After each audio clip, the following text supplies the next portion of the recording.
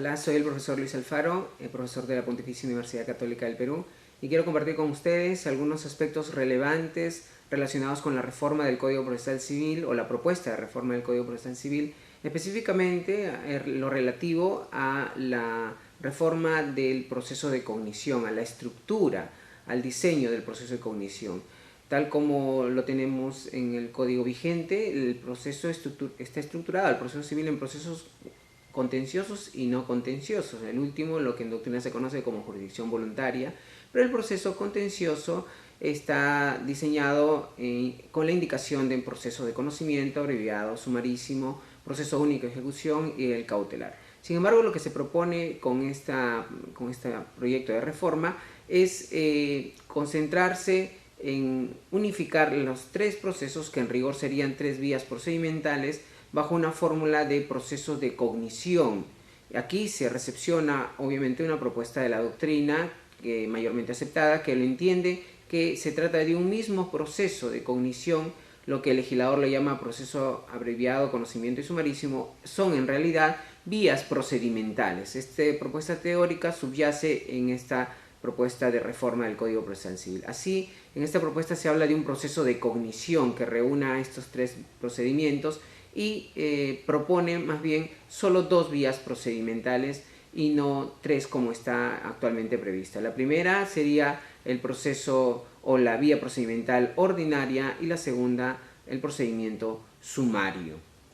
Y esto en efecto porque en el estado de las cosas actuales el Código Procesal Civil, lo que corresponde al procedimiento abreviado, sustancialmente, después de la eliminación de algunas audiencias, es igual sustancialmente que el procedimiento de conocimiento. Por tanto, parece sensato clasificar, como lo pretenden hacer, en dos vías procedimentales únicamente. Una lata, larga, amplia, y como es el procedimiento ordinario, como se propone llamarlo, y un procedimiento más concentrado de los actos, que sería el procedimiento sumario.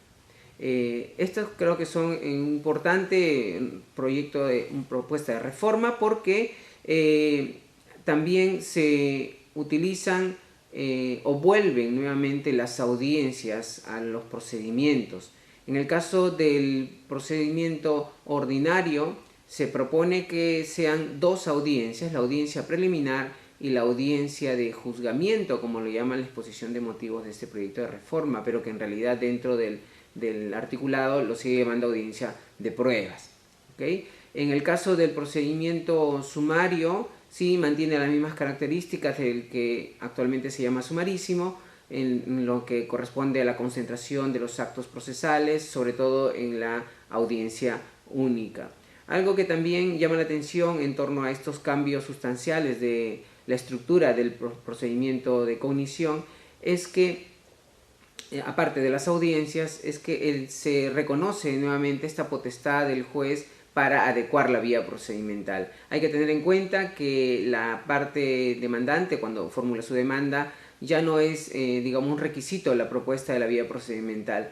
Esto se mantiene en la propuesta de reforma, al igual que el hecho de que esta decisión de adecuar la vía procedimental resulta ser inimpugnable. Esto también es, creo, una cuestión que puede ser discutible, porque por más que se vincule al juez que esta adecuación deba hacerse en base a los criterios previstos por la ley, siempre existe la posibilidad de un error, y cambiar de una vía de conocimiento, o en este caso una vía ordinaria, a una de sumaria, supone una serie de consecuencias, tanto de orden del tiempo y también sobre las limitaciones que puedan existir a las alegaciones, pruebas y defensa. Por tanto, hacer inimpugnable una resolución de este tipo podría resultar perjudicial para las partes, ¿no? Entiendo que también se mantiene la idea de que no se notifica al demandado. Esto no habría ningún problema, porque la cuestión es solamente con el demandante por lo pronto en este estado del proceso de calificación.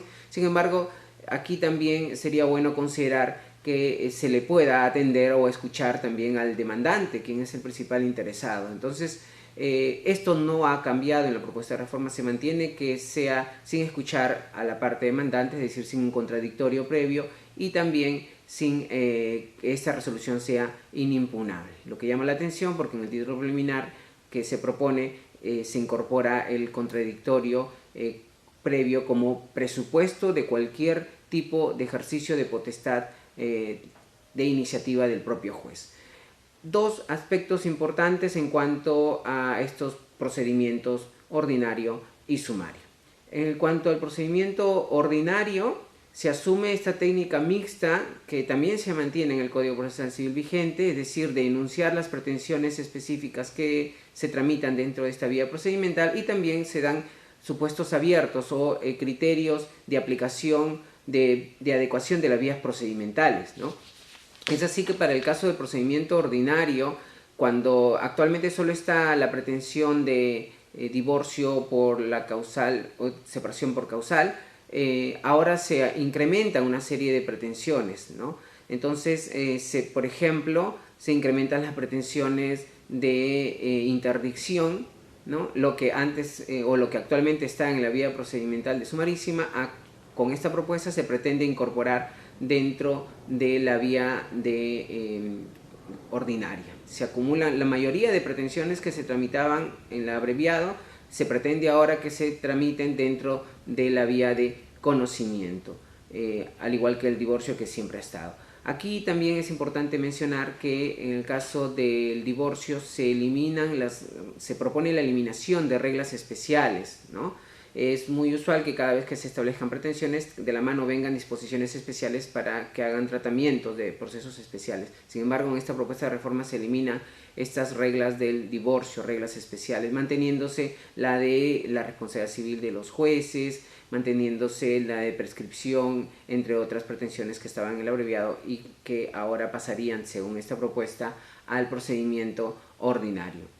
En lo que respecta al procedimiento del ordinario, sería una audiencia preliminar, ¿sí? Y una audiencia de juzgamiento o audiencia de prueba. Lo interesante de esta audiencia preliminar es que concentra una serie de actos también que antes estaban un poco dispersos y que no se hacían en audiencia. Ahora, al igual que el procedimiento actual, en esta audiencia preliminar primero se valida la relación jurídica procesal, se resuelven las excepciones, se determina el objeto de debate probatorio, lo que actualmente se llama como los hechos controvertidos, se admiten los medios de prueba y también se abre la posibilidad que el juez pueda preguntar a las partes la posibilidad de que puedan llegar a algún acuerdo.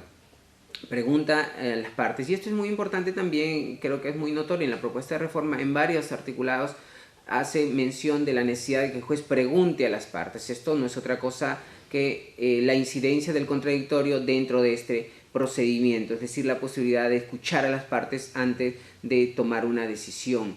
Luego de este acuerdo conciliatorio existe, en caso que no se lleve a cabo, existe la posibilidad de que el juez, al igual que está previsto ahora, pueda prescindir de la audiencia de prueba siempre que no considere que existan medios de prueba que actuar, ¿no? Esto es importante también, que de hecho es una práctica muy cotidiana en el ejercicio jurisdiccional de obviar la audiencia de pruebas. Esta situación también se mantiene, abriendo la posibilidad de que, no existiendo la necesidad de audiencia de pruebas, se emita la sentencia en la misma audiencia, siempre con la posibilidad de reservarse a un plazo de 10 días para motivar el fallo, ¿no? Y esto también es una novedad interesante que no lo tenemos actualmente vigente, es que el juez puede decir el fallo y reservarse para motivar dentro de un plazo de 10 días. Esta propuesta es sí interesante, pero quizá puede traer algunas complicaciones, dado el hecho de que cómo podría el juez adelantar el fallo, entiéndase la parte resolutiva de la sentencia, y luego postergar su motivación expresando los fundamentos, ¿no? Puede darse una serie de contingencias en esta fórmula, porque luego pueden darse, revisando mejor el expediente, quizá algún tipo de variación en la decisión final, cosa que no podría hacer. Simplemente se tendría que motivar lo que ya anticipadamente se ha resuelto o se ha fallado, ¿okay? También en este procedimiento ordinario no se menciona la competencia del juez, sin embargo, sabemos nosotros, es que la cláusula residual de la competencia jurisdiccional de los órganos jurisdiccionales civiles, por tanto sería el juez civil que conozcan estas pretensiones. En cuanto al procedimiento sumario, se mantiene la misma lógica del procedimiento sumarísimo, en el sentido de que se concentran los actos, hay una sola audiencia. En cuanto a la técnica de qué temas se tratan en la vía procedimental, se asume una técnica mixta, es decir, se plantean criterios de adecuación de las vías procedimentales, en lo que son semejantes a las que se encuentran ya vigentes, pero que llama la atención que en la propuesta de reforma se fija un criterio, o dos en particular, que es cuando se trate de puro derecho y la simplicidad de la controversia.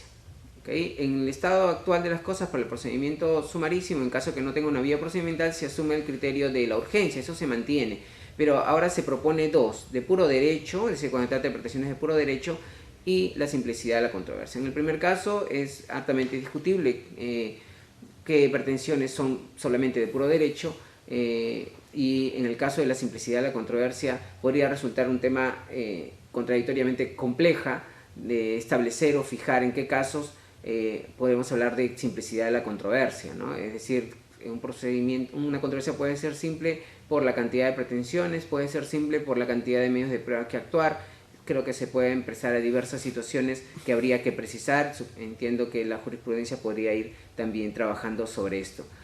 Algo que también llama la atención es que algunos cambios en la audiencia única, ¿no? Que ya también se mantenía, pero que se vienen reforzando con esta propuesta. Todos los actos se siguen bajo las reglas de la audiencia preliminar antes mencionada, y que las excepciones sean absueltas en la misma audiencia.